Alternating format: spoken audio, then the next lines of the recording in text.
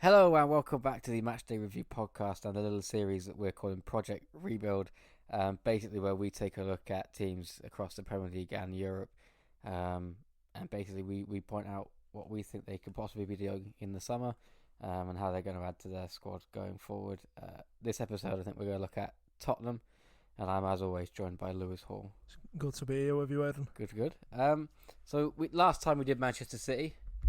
I think we looked at them. This time we're going to go across and do Tottenham.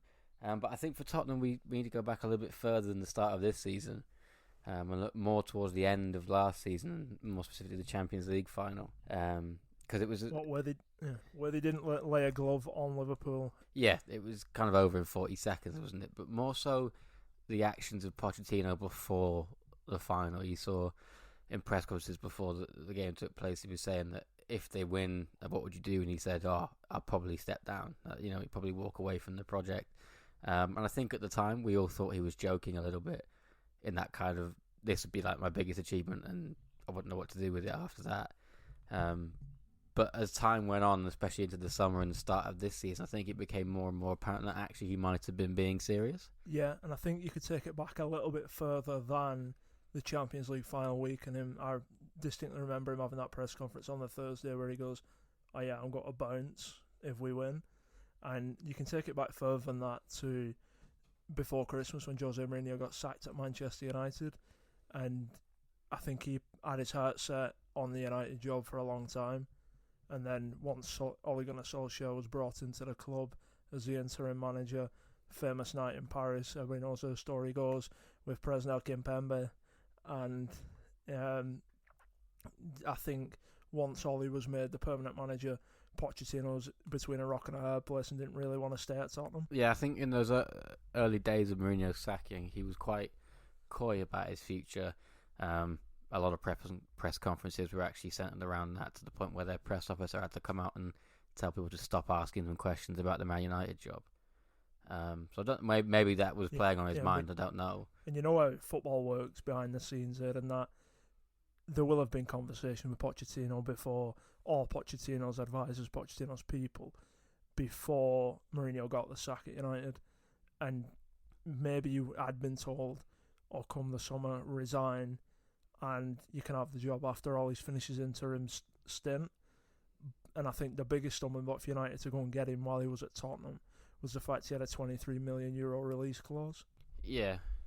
Which is really, really unheard of as a manager, that you have such a high release clause. I've always found this odd though, with managers, is that if your team is in desperate need of defensive reinforcements, or you need a new striker, teams in that position of Tottenham's and the like probably wouldn't think twice about replacing them with a 90, 100, 110 million pound player.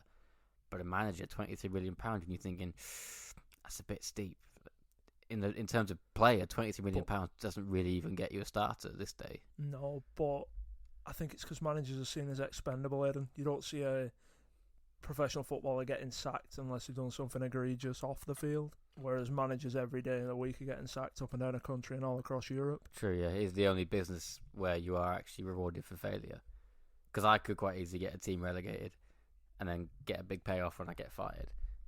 But getting back to Tottenham, you had the Champions League final. Obviously, it was over inside 40 seconds. You had him talking about if he would leave if he won it. You saw his reaction to winning that semi-final. I know it was a quick roller coaster of a game, but you saw him, crying, on his knees, tie off, kind of almost in disbelief that he had managed to get this team there.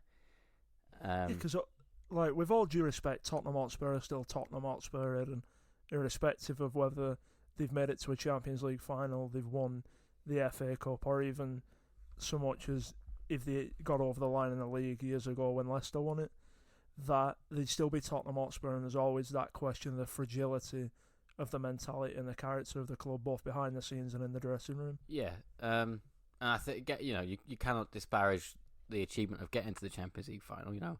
It's not winning it, but no, I for one thought I would never see Tottenham Hotspur in the Champions League final in my lifetime.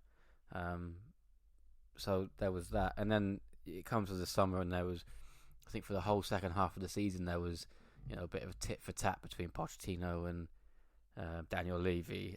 He'd be coming out in press conferences I think he said that I'm not the manager, don't call me manager, call me the first team coach, and he was constantly trying to put pressure on Levy to get him to buy players, and there was the backlash of we haven't got any money because obviously the new stadiums cost a lot of money. And you saw what that did to Arsenal in the latter time of Wenger's years. They had to really rein in the players they could buy when they moved to the Emirates. But they got some players in the summer. Yeah. Lo Celso on loan. With Tanguy club and record Ndombele signing. and Sessegnon from Fulham. Sessegnon, I know he was quite late, and I think he was actually injured when he first turned up. But they had significant signings in the summer. You can't accuse Tottenham of not investing in the summer. Whether they've invested wisely, given that Pochettino was on shaky ground at the White Hart Lane, the Tottenham Hotspur Stadium, whatever it's called. It's always going to be White Hart Lane to us. He was on shaky ground, so you don't know whether I'm spending a club record 63 million on Ndombele was the wisest option, because you see now with Mourinho that he doesn't really fancy him as a football player. And I think you can just want to go back to the Champions League final. I think you saw the writing was on the wall for Pochettino with that performance. How apathetic, lethargic, they never laid a glove on it. The fact he got it so wrong with not putting Harry Kane on the bench from the start and bringing him on with 40 minutes to go, saying you can have a full go at it because he clearly wasn't fit enough. Yeah, I think in terms of that game, I don't think they got it hugely wrong. They had their chances. I think to say they didn't would be a bit naive. Alisson made a couple of saves. Nothing too strenuous, I would say. Like nothing you would expect him to make, but there were chances there. And I would agree that the Harry Kane thing, I would have started him on the bench, but hindsight's 2020 vision, isn't it? Yeah, and it just seemed as though it was very elementary for Liverpool to win the game after they got the first goal. But I just think the writing was on the wall there and all throughout the summer. And Tottenham, you'd have expected a businessman of Daniel Levy's acumen to have seen it and acted in a more ruthless way so that Tottenham could continue moving forward into this new stadium, arguably the best in England. Yeah, and then season starts, they had a bit of a shaky start against Villa. They managed to come through in the end, but they went 1-0 down in that game. And then you got all the murmurs and all of trouble in the dressing room. Kieran Trippier and stuff. He came out and something, didn't he? Trippier saying he had to get away. Danny Rose was unhappy as well. The Erickson Vertonghen issue, which we'll not go into because it was rumour at best. Alderweireld as well. He was coming to the last 6 months of his contract, and things just seemed to be falling apart a little bit for that team that the wheels were coming off. Yeah, for that team that had been so heavily praised and had done if you're comparing it to other Tottenham teams, had done so well in recent years. It seemed like it was coming to an end a bit, and then on the 19th of November, news came through. It was late in the evening, actually. I remember getting the buzz on the Sky News update on my phone saying that it had been sacked. About 7:30, I remember, and then they brought Harry Redknapp on to Sky Sports News because I was watching it, and then someone mentioned Jose Mourinho. You can clear that everybody in football knew about it. It was the worst kept secret in the world. And the Sky Sports presenter mentioned Jose to Harry Redknapp, and he went bright red. And then within, it was 6 a.m. 6 o'clock the next morning. 6 a.m. the morning after, Jose Mourinho was installed as a new head coach at Tottenham Hotspur. You say it was the worst kept secret in world football. Obviously, everyone was talking about it, but I still, for one, didn't believe it until it happened. No, and it still seems a bit strange at this moment in time, but maybe it's the challenge that Jose Mourinho needed at this stage in his career, and they were like a perfect match because Tottenham wanted to make that leap into the elite echelons of world football, and Jose Mourinho needed a club that effectively he's bigger than, for the want of a better saying. Yeah, because he came in, and I watched his first press conference, and he went on a bit of a charm offensive. He was, as you do, he praised Tottenham, the new stadium, the current crop of players they've got, the training ground facilities, which he also praised their mattresses, I think it was, because he'd stayed there overnight. And he brought on his persona. He looked like he'd been away. He had that couple of months off after being fired for United. He'd been away. He'd refreshed a little bit. Yeah, he'd refreshed a little bit. and he saw what the other side of the glass was like, working as a pundit on Sky Sports News, and thought, nah, I need to be back in the game. But looking at from then, so 20th of November, and we're currently doing this in February, have you seen a huge difference in Tottenham's play and the way that they're picking up points? Like, they were 12 points, I think, off Chelsea in fourth when Mourinho took over. It's now only 4. There's been a distinct change in the way the players are applying themselves on the football field. The effort levels have doubled. You can't say it's doubled, but it's noticeable that the effort's more. There's a higher intensity across the park. There's more. He's not playing a pressing style, but you can see that they're closing people down with more energy, and there's more conviction in the team, which you wouldn't expect from a Tottenham team. Like you see when they beat Manchester City a couple of weeks ago, that they had 2 shots on goal, won 2-0. Yeah. That's Jose Mourinho having a full-on imprint and impact on that football club, Aiden. It's Jose Mourinho through and through. That type of result. Yeah, because I think earlier in the season under Pochettino, I think possibly the result that was kind of the final nail in his coffin was that 7-2 against Bayern Munich at home in the Champions League. I know the reverse fixture was a bit of a dead rubber. They were both already through at this point, but they lost that as well. It was the resignation of an acceptance of that result and capitulation against Bayern Munich in London that just you proved that there was something not right within Tottenham as a club. And I think under Mourinho, you've seen flashes of improvement. They put 5 past Burnley. That his first game in charge at London Stadium, I think they were really good for, I'd say, about 80 minutes, which is very un-Mourinho-like in that they conceded 2 late goals to let West Ham back in. But you've also seen the other side of it in that maybe this is the team more than the manager. They've lost again to Bayern Munich, they lost to Man United, they lost to Liverpool, they lost to Chelsea as well. Yes, you got to put some of that on the team, because a lot of this team aren't to the calibre and quality that Mourinho would expect, and they're not the type of Mourinho players. A lot of them. Granted, you got Harry Kane, Dele Alli, Son, Alderweireld, Moussa Sissoko. These are powerful, quality, highly skilled professionals and operators, and you can understand why there's a bit of mixed message in there in terms of Mourinho not having a full imprint on all of the players. Yeah, because this is the first time that Mourinho's ever come into a team mid-season. He usually, every time before he's got in the summer with a chance to, get his imprint on the team during pre-season, maybe get some signings in.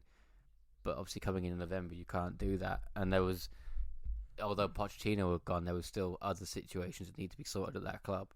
Obviously, there still is, because you got Danny Rose, even though he's gone to Newcastle, he's still rumbling on.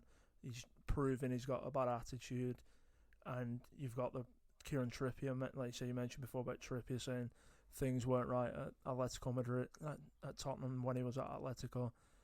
That you see, there's these murmurings there and that you wouldn't expect from a football club, and I think Mourinho's done a good job of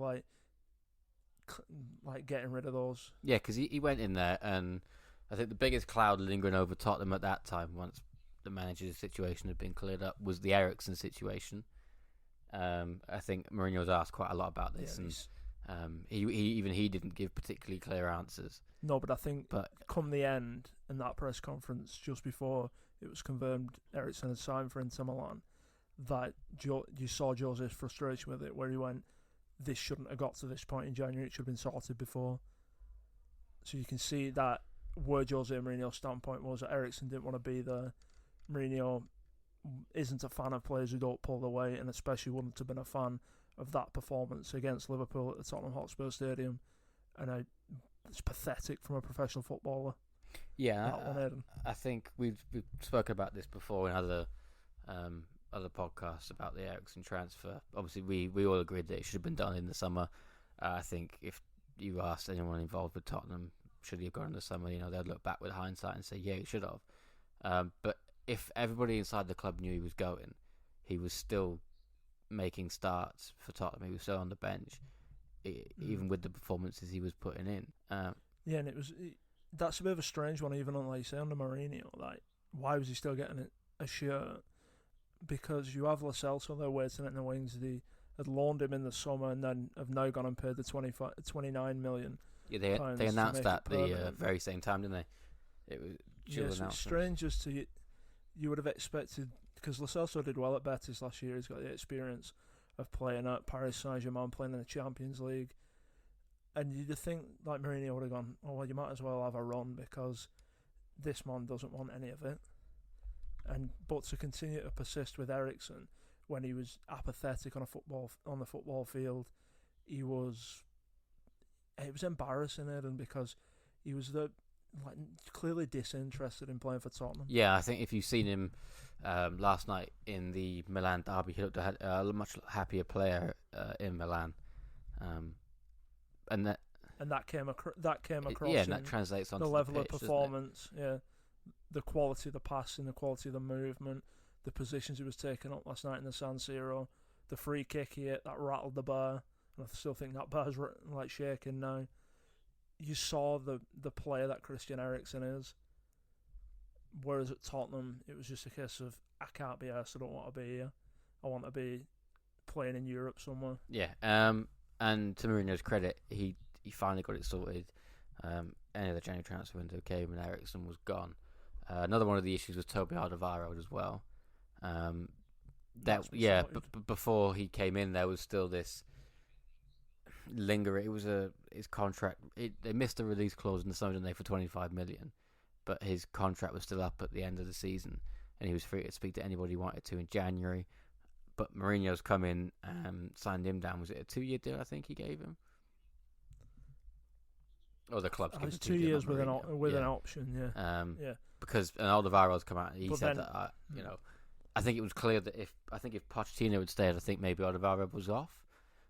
Because he came out and said that he wanted to play for Mourinho. Obviously, there'd been talk about him being cherry-picked by Man United when Mourinho was there. So I'll be honest with you, Ed, and I've said it for a long time, that I believe that was the catalyst for Jose pressing the nuclear option at Manchester United on the American tour in the summer of 2018. I think Alderweireld was that catalyst because he was a centre-back that Mourinho wanted to build a defence around, and he was available for 25 million. Like, it's been tight for the past couple of summers, and then to not get him, I think that showed how much that Mourinho valued Alderweireld as a centre half. Yeah, he's coming in and nailed him down to a new contract. But one of the issues that I think is still ongoing is his centre back partner Jan Vertonghen, because he's in a similar situation, but yet he hasn't been offered any kind of contract deal from Tottenham. The noises coming out of Jan Vertonghen's camp is that he's happy either way, if that makes sense. If they offer him a deal, he'll take it. If they don't, he's more than happy to leave, which seems odd. Vertonghen's a strange one, Aaron, because he's not the player he was 2 or 3 years ago. He's highly, highly replaceable in that team now, and I don't see where he's not going to get a contract to start at a top-tier club in Europe if he leaves Tottenham. But it also, like I say, you touch on the rumours that you got about the issues he had with other players in the Tottenham dressing room, that you question whether Vertonghen's one that they quite happily see walk away. It's looking that way, yeah. I mean, if you get into this point in his contract and you still haven't offered him a new one, you know, it's almost like playing your hand early, so to speak, unless there's some U-turn that I can't see happening and they offer him a new one. But would you not? And he hasn't played centre half either. His normal position when he has played, he's been playing left back for the games I've seen. I saw him play left back. I think it was Borussia Dortmund last year in the Champions League. I thought he put in a really good display. That was when they were still playing at Wembley. I was impressed with him at left back. Yeah, he's still a solid professional. Yeah, so on that basis of, we've banged on about lack of experience in back lines in the Premier League before, in that rather depressing art of defending chat we had. The lost art of would it not be defending, worth putting a 1-year contract in front of him and saying, look, just have a look at that, what do you think? Give us another year, a bit of experience in that back line. You're not going to start every game. Possibly, Eden, but I think they haven't done that because there's behind-the-scenes problems, and Vertonghen might be an issue that will solve itself with him leaving the club on a free transfer. But I think one of the things with Tottenham since Mourinho has taken over is they've been desperately unlucky with injuries and also suspensions, because Son has developed this habit of getting sent off, and the Harry Kane terrible hamstring tear that he had. I think if you'd have seen those type of players full, fit and firing and available for Mourinho, I think they'd be in the top four. We've got Sissoko as well. They'd bridge that gap. He's become quite a key player for Tottenham. And if you told me that 3 years ago, I think I'd have laughed at you.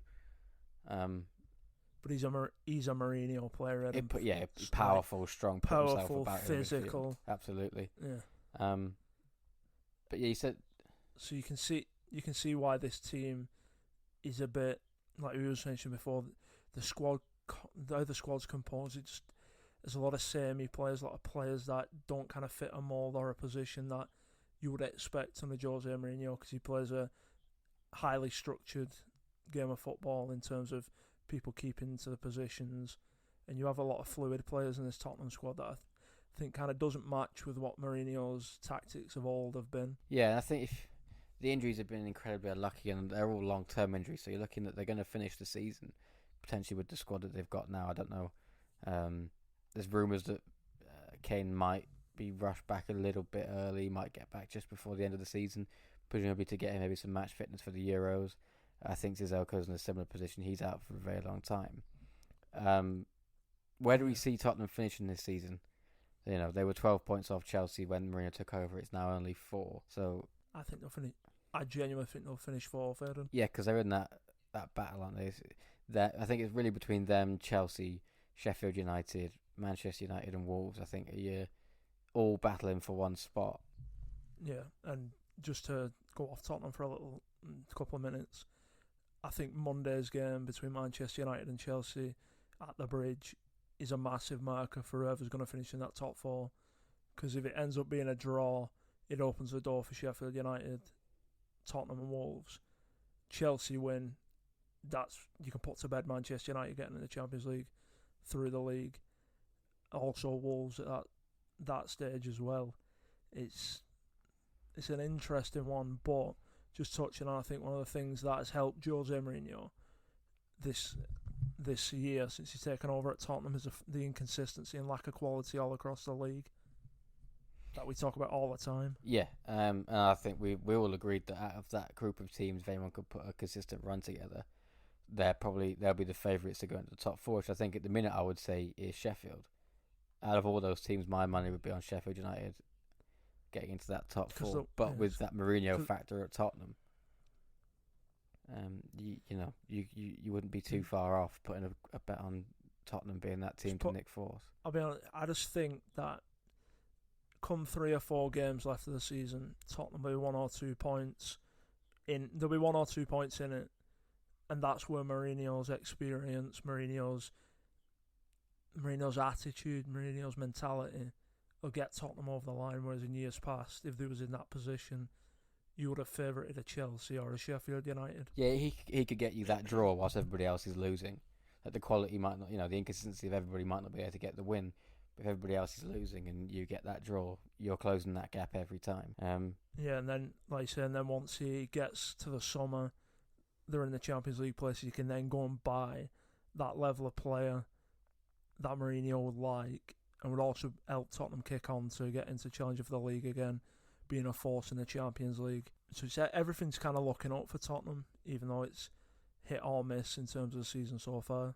Yeah, obviously the league isn't the only way to get back into the Champions League. The Champions League itself is obviously starting up again soon. How far could we see Tottenham going there with Mourinho in charge? Because obviously he's desperate to win it with his 3rd club. They got to the final last year. And when the draw was made, I think everyone thought that RB Leipzig was probably one of the easier draws they could have got. But people have sat back now and realised actually that Leipzig team is a good team. So it's not a gimme that they're going to get through the round of 16. No, not at all. I think this is it's a very difficult tie for Tottenham. Leipzig with Timo Werner particularly leading the line, being a goal scoring threat. Tottenham's issues being at the back, and Rebel Leipzig being very good at putting crosses in. That's where Tottenham are going to win the game or lose the game, in my opinion. But I just got this inkling, Aidan, that if they can get past the round of 16 tie, avoid a Juventus or Manchester City tie, one of those teams. But they might Real fancy Madrid. Manchester City if they get through. Yeah, true. Not as though they've not got form of doing it at the Etihad in the Champions League knockout rounds, but no, I see Mourinho taking this team pretty far in the Champions League because he can set them up well to sit back, he can set them up to defend well. Like the game against Liverpool, that they were so well structured, so well organised. Do that in the Champions League, particularly first leg away, nick a goal, and then get them back to White Hart Lane, and anything can happen in the Champions League. Although I just can't look past Juventus and Cristiano Ronaldo winning the Champions League this year. I think Ronaldo is on a one-man mission. Did you see Mourinho was spotted at the Leipzig game at the weekend? I think everyone spotted him. He had a very poor disguise on, sat in the crowd with his baseball hat and his scarf on. He said it, watching them warm up. He said I can't afford to have a winter break. Yeah. So it's good that he's doing the due diligence and the scouting of the opposition. You don't usually see managers doing that these days. Yeah, and that might be the Mourinho factor, that you're getting and that Tottenham need. But is the Champions League the be-all and end-all for a club like Tottenham? They've got this new stadium that everyone talks about as being the best stadium possibly in the world right now. They're on this project. They've got one of the best managers in the world. Do Tottenham now, are they in a position where they need Champions League football consistently? Oh, I thought you meant in terms of is winning the Champions League the be-all and end-all? Not winning it, no, but just getting back into it. Does Tottenham now need to consistently be in the Champions League? I think Tottenham needs... Yeah, it is getting into the Champions League is a be-all and end-all for this Tottenham team now, given the level of the stadium, where they want to be. Also, because the squad's at a bit of a crossroads. And you got Jose Mourinho, and he's not going to settle for anything but the best in terms of playing in the Champions League, not the Europa League. But it's winning it, Aaron. I don't put Tottenham in that bracket where winning it I'd mean as much as it would to, like I say, this year Juventus or Real Madrid. I see this year. I'm not sure. I think it would mean a lot because I don't know too many Tottenham fans, but I know a few. They all seemed very accepting, I think, of their loss in the final last year. It was kind of we were kind of glad to be here. It was we had a nice run, but then I suppose if you then go and win it, does that not then change the mentality of we belong here now? Like if they go far again, like if they get to a semi-final this year, it's a case, okay, this is where we belong at Europe's top table. And then it starts to mean a bit more to you. Possibly, I'm not diminishing what winning the Champions League would mean to a team like Tottenham or a Leipzig, or not a European superpower, just put it that way. But it's not like you say, it's that mentality of, we're happy to be here, whereas if a Real Madrid, a Juventus, a Liverpool get there, it's alright. It's in their DNA, isn't it? Yeah, they're going to go win it. It's difficult to kind of explain. I just see Tottenham as being happy to be there, whereas there's other teams who are like the season hinges on them winning that trophy, even how difficult that it is. Yeah, they're out of the League Cup, but they're still in the FA Cup. They've needed 2 replays in that to get past Middlesbrough and Southampton. Could this be then their best chance for a trophy that they've longed for so many years now? I think it's 12 years since they won the League Cup. League Cup in 2008. Juan de Ramos's fish diet. That didn't last very long, did it?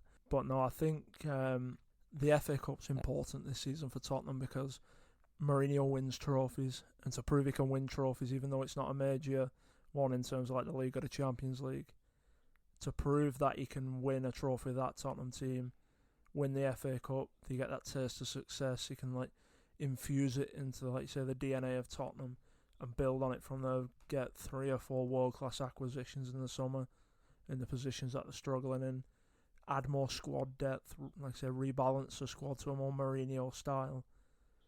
And it's those incremental steps that teams struggle to make when they're trying to make the jump from being a top 6 side to a competing for major honours. Yeah, I think when you see Mourinho, especially when he comes back to England, He joins in the summer. He usually targets that League Cup. He did it at Chelsea both first and second time round.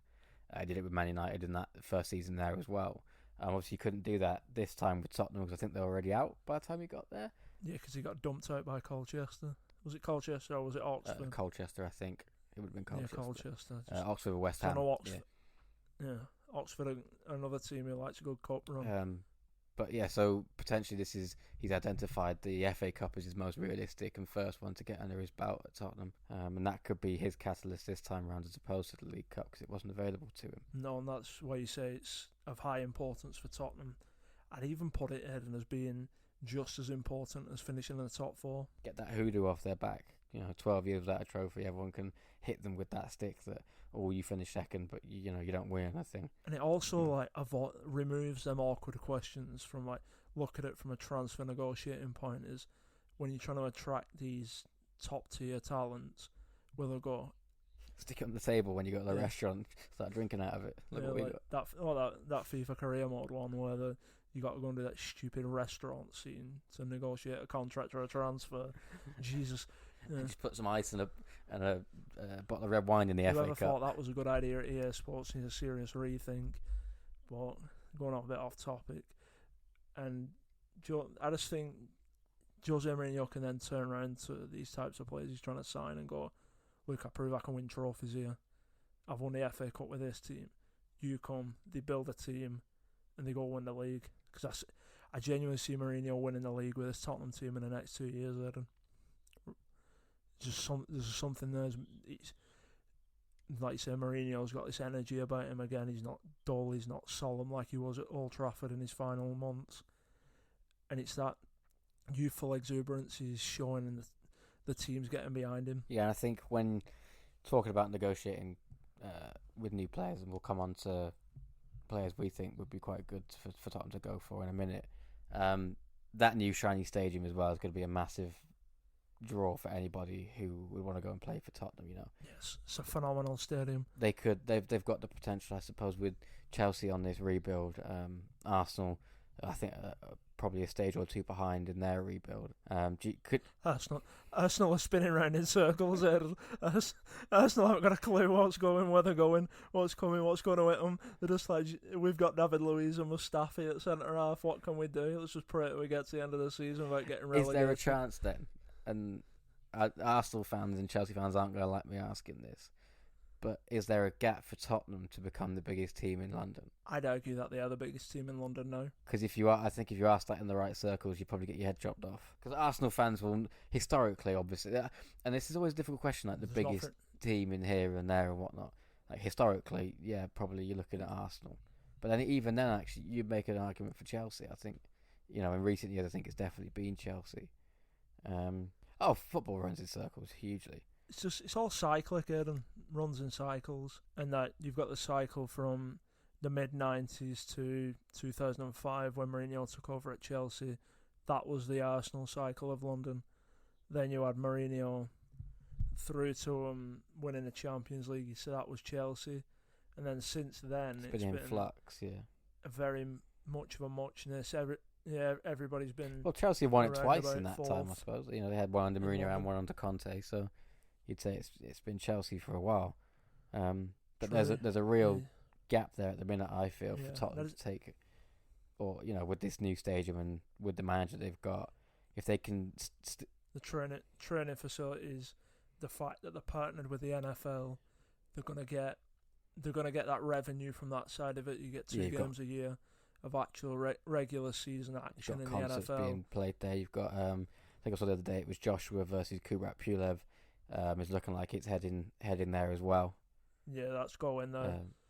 And it's set up to be an absolute money printer for Tottenham Hotspur. And unlike other clubs in the Premier League, where money is ripped out at an alarming rate, Daniel Levy is going to reinvest a lot of that into that team to make it viable and make it successful. Even when the Emirates was built, however many years ago that was now, that would probably similar time that Tottenham won their last trophy.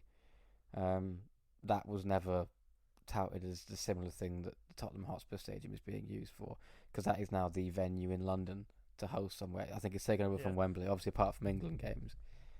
If you want a concert or you want something else out there, you're looking at the Tottenham Hotspur Stadium. So that, I think it's so modern the way that they've got like, you see like the food court that they've got. The world's in each longest stand. bar, isn't it? I think. You got these high-tech gimmicks, like, you can refill your pint from underneath. All little things like that adds to the spectacle and makes Tottenham an enticing prospect for like neutrals or fans who are borderline. Yeah, because I think if the boxing goes there, just quickly, I'll definitely be trying to get a ticket because I do want to see my pint get poured from the bottom. Why did you spend £200 on a night out of the boxing? I just want to see my pint get poured the wrong way around. Yeah, no, it's Tottenham are making massive strides there, and you can't question really the majority of anything that they're doing. There's mistakes here or there with transfers or missing out on this player, or they should have done this, should have done that. But Tottenham are heading in the right direction, unlike a lot of teams in the Premier League. And like I said, Daniel Levy's one of the best CEOs, director of football, whatever you want to call it, in the Premier League. That you can see nothing but success for Tottenham in the near future. Yeah, and I think this summer could be quite a big one for them. It's Mourinho's first summer in charge, his first real transfer window. Obviously, he had January. He brought in 2 players then, but there could be quite a rebuild job going on in the summer. Quite a few faces coming in, few faces coming out. Yeah, it's just as we look at that squad, it's just so imbalanced there, and you've got so many midfielders that don't fit into like one position. You've got wingers that aren't wingers, forwards that aren't strikers like Lucas Moura. It's difficult to see where they need to improve without, going like, all right, we're playing 4-2-3-1, playing 4-4-2, and getting players to fit Jose Mourinho's style of play. Yeah, square pegs in round holes at the minute. And I think you need to get some round pegs in there. I think goalkeeper, they're pretty much set. I think Hugo Lloris, he'll be the number one for a while. And I was very impressed actually by Gazaniga during his stint when Lloris was out. And I've actually had Tottenham fans tell me a couple of years ago now that they should have replaced Lloris with Gazaniga a while back. So they're okay there. Made some phenomenal saves there, and like there was one I remember off a corner that it literally just glanced off ahead, and his hand was out. It was just a great save, and as you've seen other instances where he commands his box, he comes out. He seems a lot more assured than Hugo Lloris. The fullback position though is interesting at Tottenham because even before January, you were looking at it thinking they could possibly do some reinforcements at left and right back, and then they sold them. Obviously, Danny Rose went to Newcastle, and Kyle Walker-Peters has been loaned out to Southampton. The funny thing is, Ed, that they've not got any worse in the fullback positions by getting rid of those types of players. Yeah, I think Danny Rose went because I think he came out and said that he knew even after a month he wasn't going to play under Mourinho. I don't think he has played too much since Mourinho's come in. Kyle Walker-Peters was always one for the future. Maybe they've got a Kyle Walker-Peters somewhere lying in the youth system that they can replace him with. Has it worked though? Because they haven't found a Harry Kane Peters, have they? No, I think they could possibly do with finding a Harry Kane Peters, possibly a Christian Erickson Peters in there as well. But possibly going all the way back. You can find a David Ginola Peters. Just start bringing out any legend from former Tottenham teams, sticking Peters on the end. Ledley King Peters, where is he? Tottenham legends. Just Sol Campbell Peters. Sol Campbell Peters. Will you not just go on George Graham George Graham Peters. Anyway, you've identified some fullbacks that aren't called Peters. Yeah, because Serge Aurier is a complete liability and a maniac. He kind of fits the mould of Mourinho saying at Man United, mad dog. I think Serge Aurier goes beyond mad dog. Yeah, Marcus Rojo was a mad dog. He would dive into challenges, but there was kind of a bit of control there. Serge Aurier, it wouldn't surprise me if you said to me, "Oh, you went for a sliding tackle and ended up cracking the man in the third row." He's not playing that. I wouldn't be surprised if he got 2-3 assists a game, but at the same time, I wouldn't be surprised if he got sent off in that very same game and give away 3 penalties. Yeah, but the players that I've identified for the right back position for Tottenham Hotspur, looking at Lucas Klosterman, the Red Bull Leipzig right back, he's strong, powerful, marauding right back, but also can defend properly. Top of the league, aren't they? And Leipzig, the second half behind Bayern Munich. Yeah, Bayern Munich. Normal order has been restored in the Bundesliga. Bayern Munich are top. Everybody calm down. While, but the Bundesliga is back to how it should be. But no, they're having a very good season. Obviously, Mourinho will get a closer look at him when they play each other in the Champions League in a couple of weeks. I think there's a lot of players in that Red Bull Leipzig team that are going to be highly sought after across Europe, and they're not being touted in the media, which is a good thing. And you wonder why I got them confused with Salzburg, because they were the go-to team in the January transfer window, and now Leipzig's the one go-to team possibly in the summer. Yeah, I just think the Salzburg thing will live on it, and it's phenomenal effort. Another right back that I had a look at that they could possibly go for, I know he's injured at the minute, is Youssef Attal from Nice, 21-year-old Algerian. He's very good with the ball at his feet. He can go forward. He's quite highly rated actually in Ligue 1. Yeah, and he's very, very pacey. Got a good final delivery on him. And I think if you're playing kind of with wingers that come in a lot, like Heung-min Son, that like to drift into the centre, I think a fullback that goes forward and can put a ball into the box could be quite useful. On that overlap, just creating the width if your wingers aren't.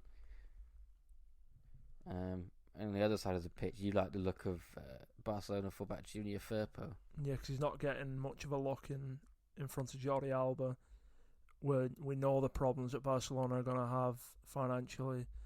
We know that team needs a lot of players, so I could see him being one of those fringe players that Barcelona like to sell after signing him the year before. Yeah, I think they like to do that with Ousmane Dembele, if you're being honest, but well, that's if they can find him, or like they can stop him eating McDonald's. He's like the French Luke Shaw, isn't he? Yeah. But no, Junior Firpo, he impressed me when he was at Betis, playing that wing-back role. Like I say again, he adds that power, that pace, willing to receive the ball under pressure, quick 1-2 passing, provides everything that Jose Mourinho would want in a full-back. Do we think that he would displace Ryan Sessegnon? Because I think, obviously, Ben Davies is out injured as well. He's been quite good, quite a good servant for Tottenham, but Sessegnon seems to be...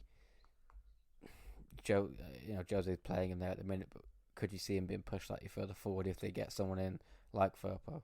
Yeah, I see Sessegnon more as a winger, and he reminds me, not to like touch on players and make Tottenham hark for the old days and Gareth Bale, but he reminds me as a lot of Gareth Bale. Got very Harry Redknapp went, hang on, you're not a left back. Let's push you further forward up the pitch and see what happens. And it just seems you got one of the best players in the world in your hands. Yeah, it seems as though like Sessegnon needs that, bulking up phase and grow into a professional athlete, and then I think you'll see him further forward. He's got a good delivery on him, like you said. He was one of the top scorers in the Championship last year at Fulham. Year before. Year before. Fulham in the Premier League last year, wasn't it? And weirdly, he never really got a game. True. I think that was Fulham's problem, though. Much to their detriment, they removed themselves from the players that got them up. Year before it, and that, like I said, that's because of Man United. That they've all just blended into one since Sir Alex Ferguson retired. You identified somebody as well that he worked with, or that he was an admirer of at Real Madrid during his time there. Yeah, it was Sergio Reguilon. It's not when Mourinho was there. I just know he was linked to Manchester United when Mourinho was at United. And again, he's that type of player, skillful, pacey, can pass the ball, but can also defend.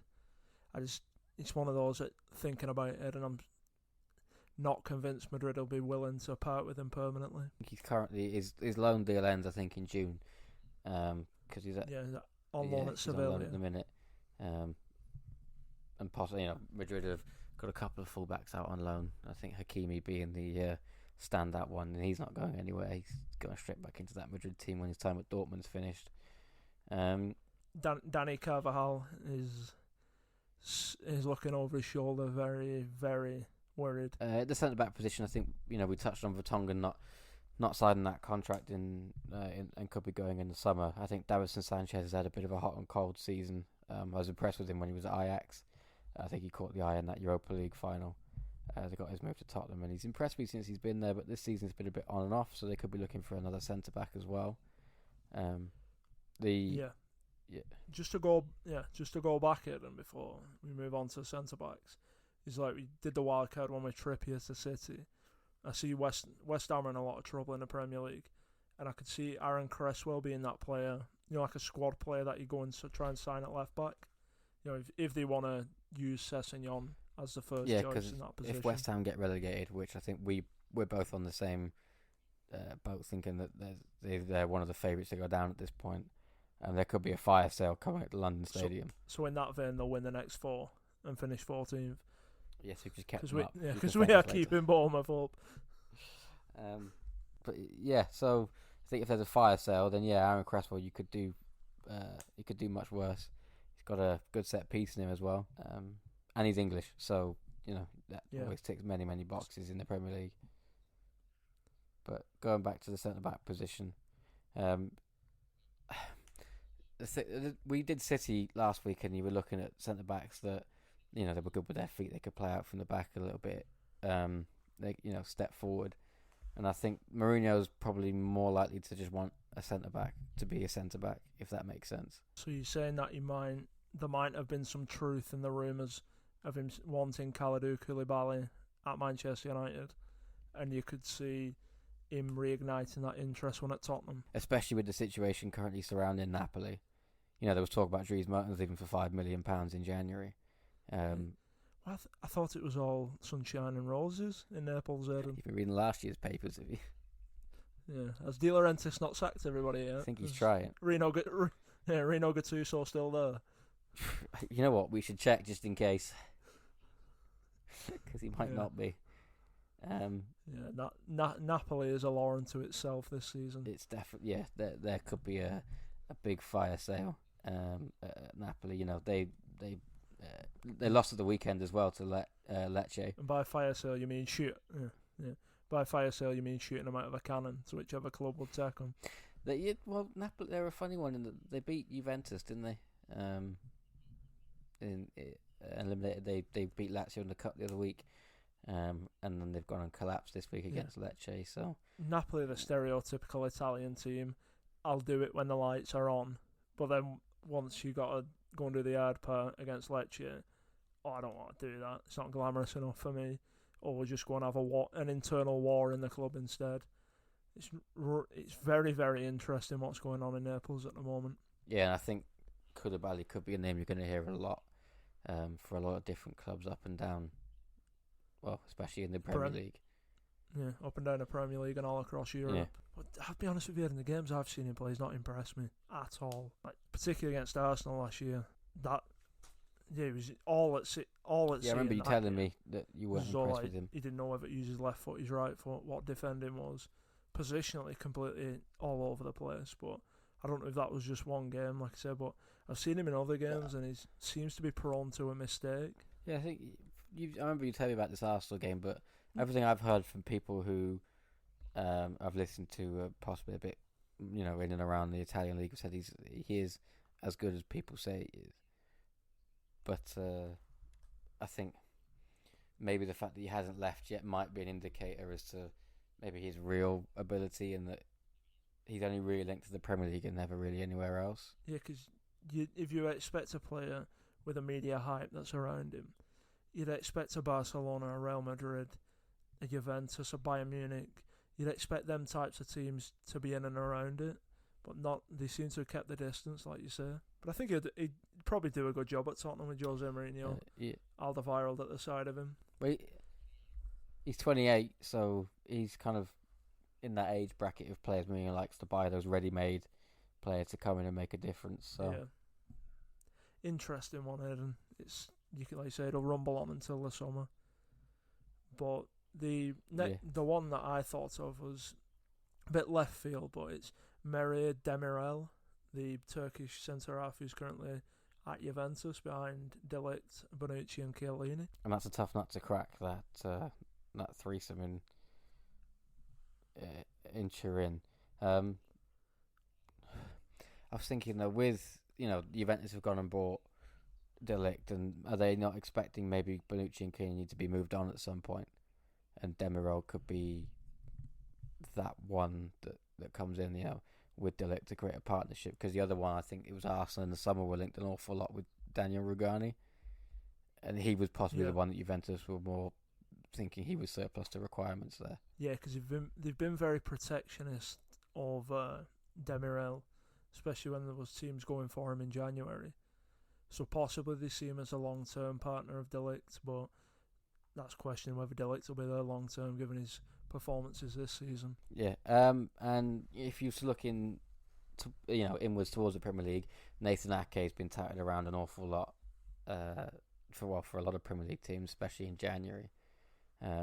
Could you see him turning up at the Tottenham Hotspur Stadium? Because I think it looks quite clear that Chelsea aren't all that keen on activating that buyback clause. No, they're not. Chelsea, strange one, because Chelsea's weird because they persist with Kurt Zouma and he's clearly not good enough for the Premier League in my opinion.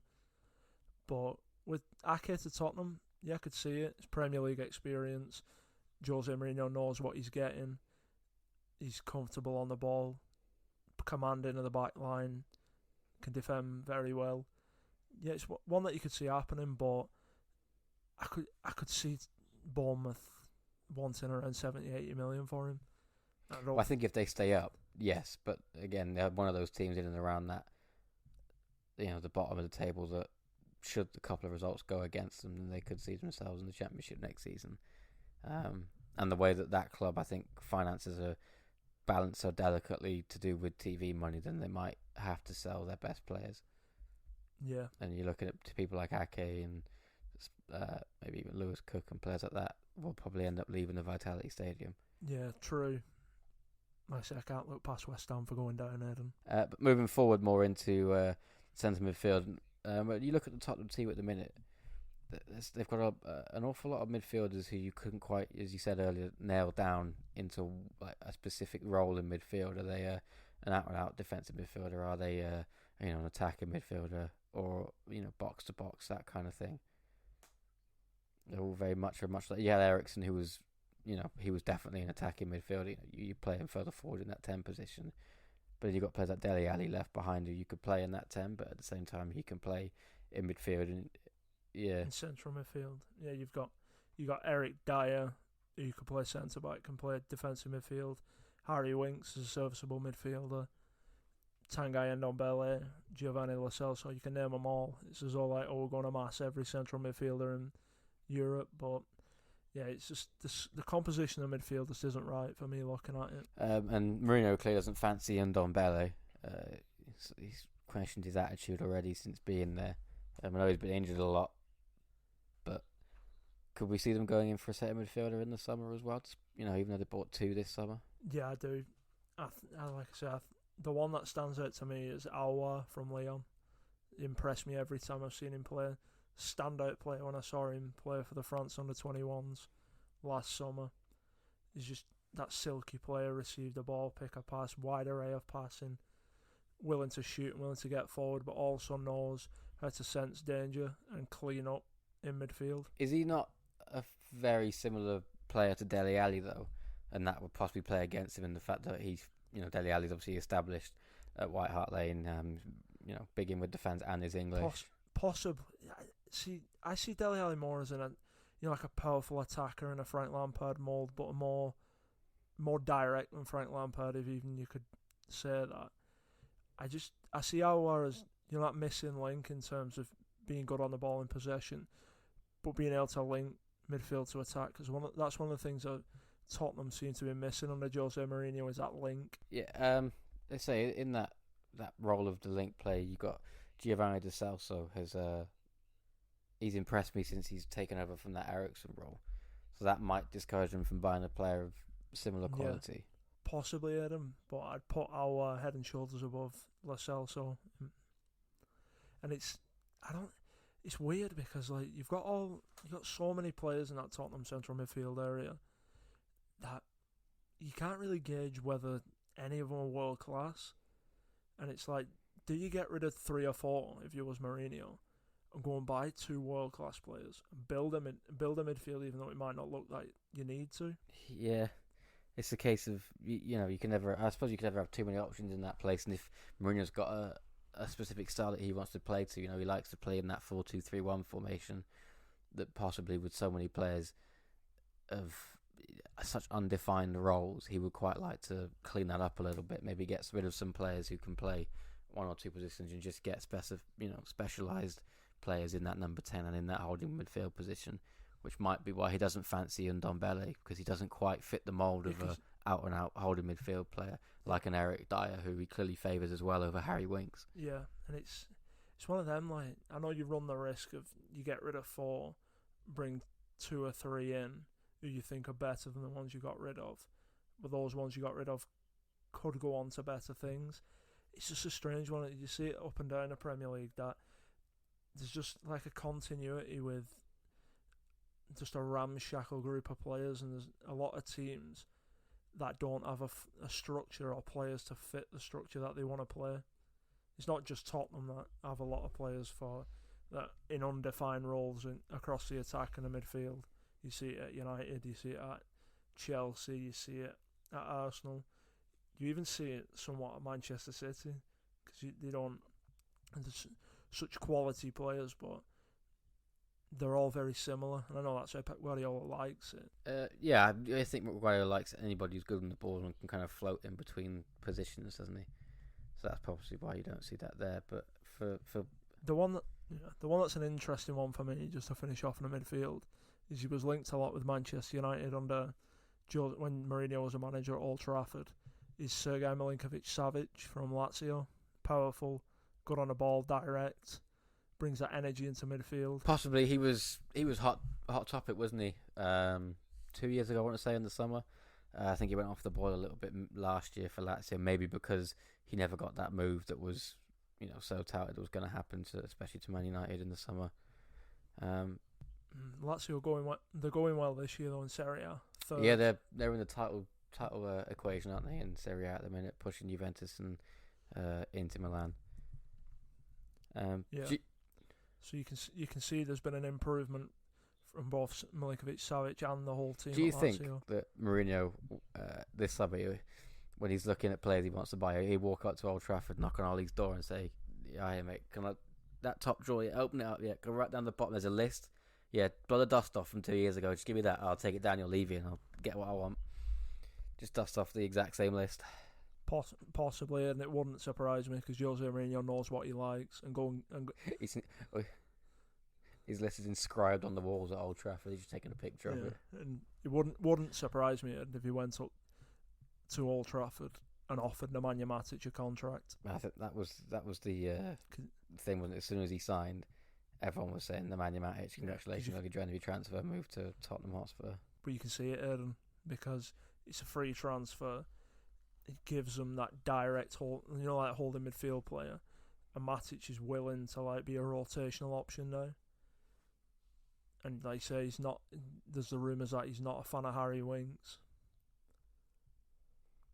which I personally can't understand, because every time I've seen Harry Winks play, he seems to be that missing ingredient. I'd love him at Manchester United because he's willing to take the ball in the half turn around, and then look forward. He reminds me like he plays in a similar way, not in the same quality or anywhere near of Paul Scholes. Like how he receives the ball from the back four, he'll do the dirty side of the game in terms of tackling, putting his foot in, but he also sees passes that other players don't, and I can't understand why Mourinho doesn't like him. Yeah, I was going to say, I think if you was to offer a swap deal for Matic and Winks, I think Man United would probably be getting the better deal in that one. Matic's contract's up though, so there you go. He was on a free, that could possibly happen. I think moving. Are we gonna touch on the star, like Tottenham's princess returning to White Hart Lane? Well, I was just about to say this. I was going to move slightly further up the pitch and think if you get a defined system, and I think you get Harry Kane fit, I think the best thing for Tottenham is to have. I think now they've got Bergwijn. I think he'll come in after left, and your first choice for right winger for me would be, or that slightly wider cam would be, Heung-min Son. However, if Mourinho fancies more of a slightly different formation, maybe playing Son up front, Gareth Bale will always pop up in the equation of playing on that right wing and back to Tottenham, and I think personally it's never going to happen simply because of the finances in the whole deal. It's just. I keep making noises down this microphone. What was that? I'll be honest. Jesus, I just caught myself that I was making random noises. It's not good. Just can't. Yeah, man. But no, like you said, the finances are the biggest stumbling block for Tottenham in terms of Gareth Bale, because he's not going to take anything less than 350. Yeah, I don't think it's the finances of the transfer fee to Madrid, because I think they'd be happy to let him go. I think at this point possibly less than they bought him for, but it's his wages. And I don't know if this tells me a lot about Gareth Bale, in that obviously there was that move to China that was touted in the summer, and then it was on and it was off again really quickly. That he's not accept. See, I don't think accept a pay cut to go and play football somewhere. I don't think he will accept a pay cut, but I also think the China one wasn't being driven by Jiangsu Suning, the club he was linked to go into. Because when you look at the finances, Madrid pushing him.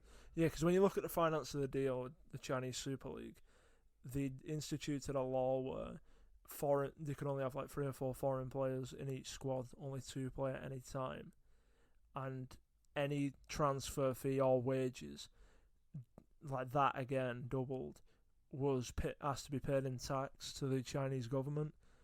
So you were looking at, if you were going to pay him what he was touted as £1 million a week, that's £2 million a week. I just don't see that happening even in China, Eden. Yeah, I think the stumbling block came when Madrid turned around and went, hang on, we want a transfer fee for this.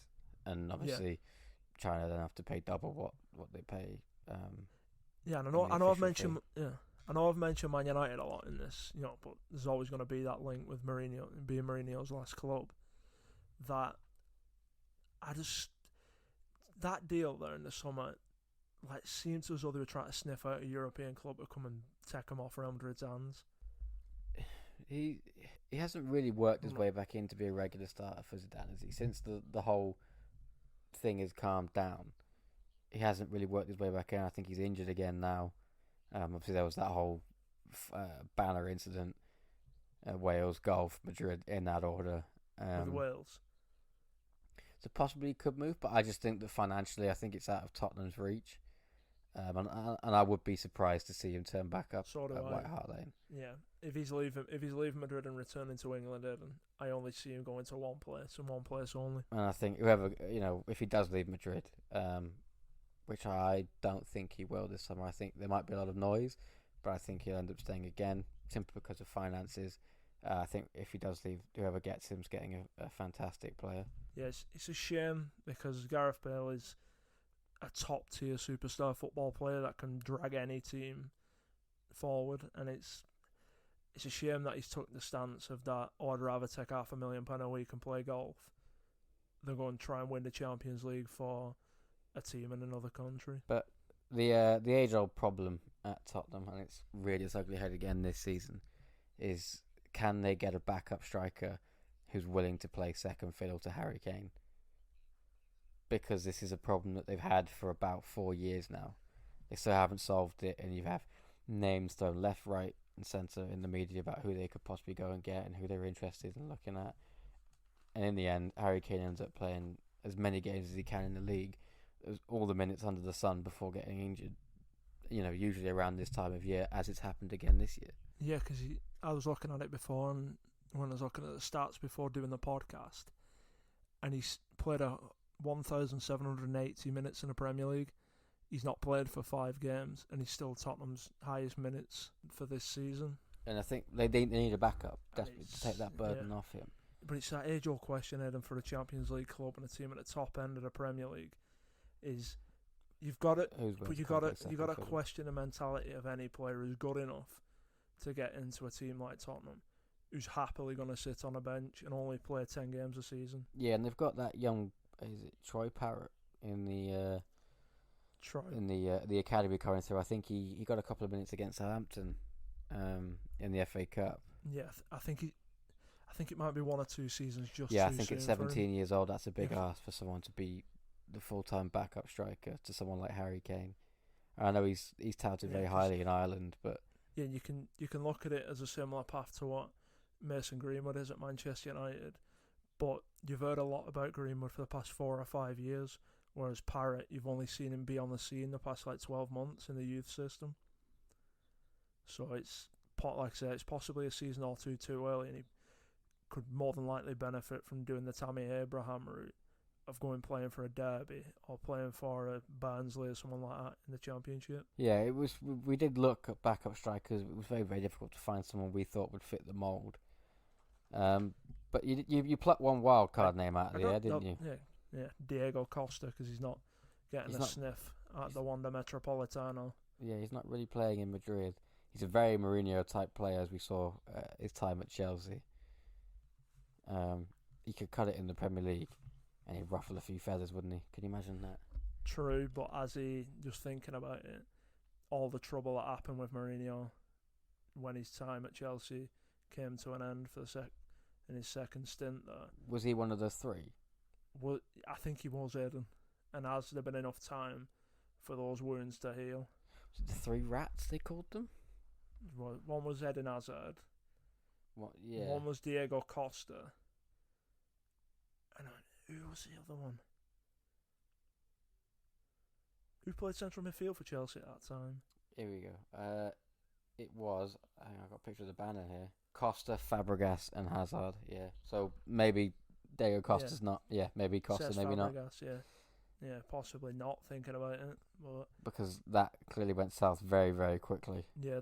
The other two that I picked out of the axe, it's very difficult to try and find a backup striker, is Aleksandar Mitrovic from Fulham, scoring a lot. He did very well actually last season, didn't he? Yeah. At Fulham for a team that went down. Yeah, and he was tearing up in the Championship the season before. He impressed me when he was at Newcastle as well, even though he was a bit hot-headed and was a walking red card at most of his time on Tyneside. I think he was that at Fulham as well, though, wasn't he? That's kind of his character. Yeah, still is. And the last one is Marko Arnautovic returning from the quarantine in China. Bit of an exodus from China, I think we're expecting, especially with the new, the laws, the money rules that are coming in about wages and obviously doubling up of transfer fees. Yeah, and the fact that unfortunately they're suffering with the coronavirus at the moment. The league's been postponed till after the European summer transfer window. That you could see players like Arnautovic, Oscar, those types of players returning to Europe, and but our top team's really going to be willing to go and get players who've thrown the best years away. Yeah, you saw what happened with him at West Ham. You know, he was really happy. You know, he was desperate to go to China to win trophies. Go figure that one out.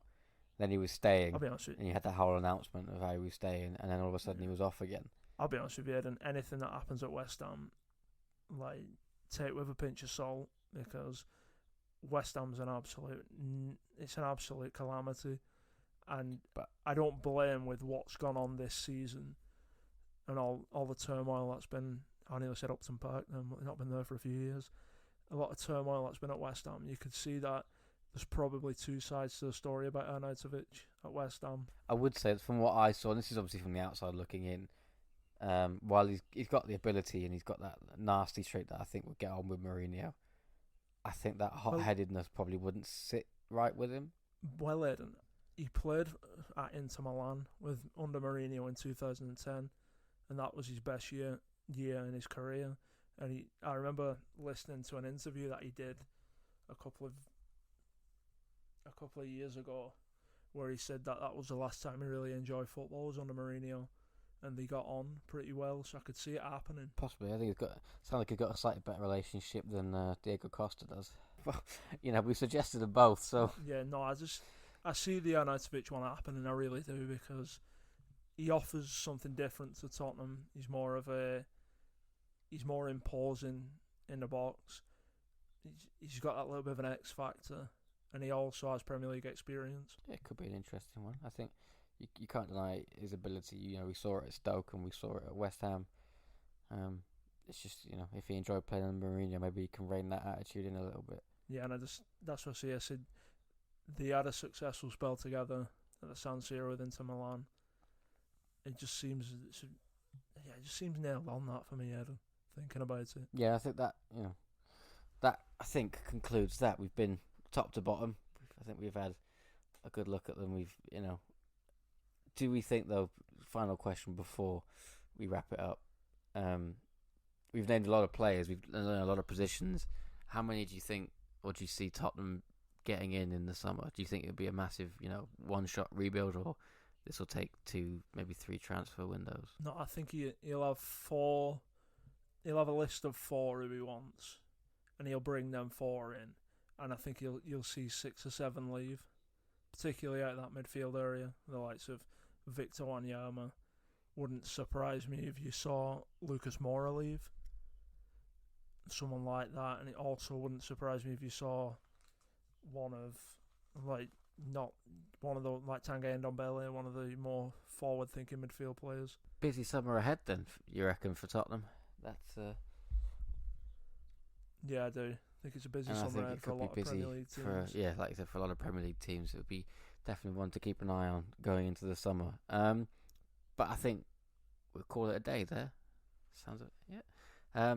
Before we go, make sure to check us out at our website at matchdayreview.com. Give us a follow on Twitter. That's at matchday_review. If you've got any questions or any suggestions, feel free to drop us a line.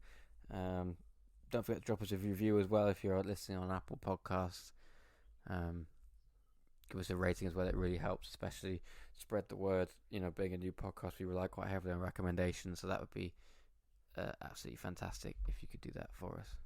Yeah, if you could, got it. Really helpful because it helps us improve in the algorithm, that all elusive algorithm on Google and on Apple Podcasts.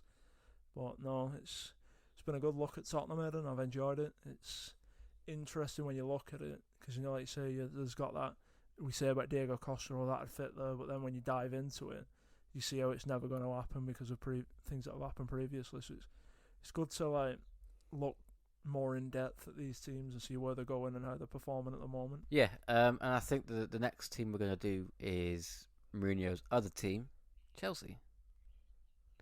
That'll be a good one to do that in this series, but we'll also be back on the weekend, I think, to discuss more regular programming, with the winter break kind of splitting up into 2 weeks, so actually some football taking place, so we could be back then. But yeah, I think that's it done for today. Thank you for joining us, and we'll be back again at the weekend. Bye-bye.